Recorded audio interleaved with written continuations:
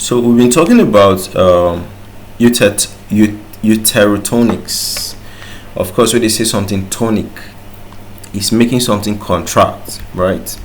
So we are talking about the herbal ones. Yes.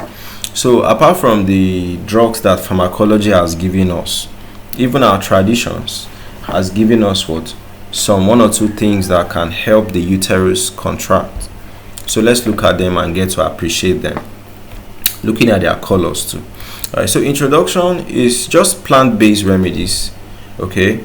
And these plant-based remedies or these herbal medicines will help your uterus contract.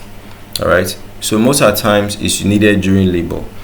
Those push it to contract and help to pull the baby out.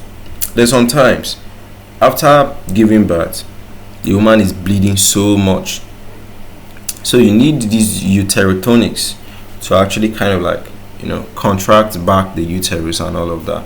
So you also use it to manage menstrual and fertility related issues.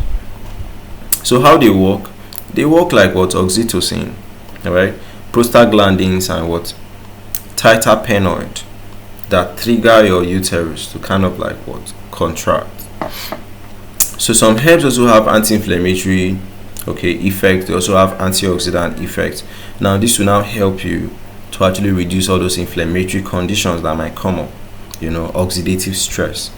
So examples, we have the blue cohosh. That one is found in North America. Labor induction and menstrual regulation. This is blue cohosh. If you want to observe, please pause and observe, okay? We have the Kong quer. This one is the East Asia. It's used for menstrual cramps and also the uterine toning. This is Kong quer. What's the next? Raspberry leaf. It's globally, it's found global. It strengthens the uterine muscles, eases labor. This is raspberry leaf. We're not saying about the raspberry, okay? Just the leaf. Alright, then mansugo is found in West Africa. I wasn't able to get the picture. Alright. Ergot is found in Europe. This is ergot. Okay. Also known as claviceps. They will have the cotton root bark.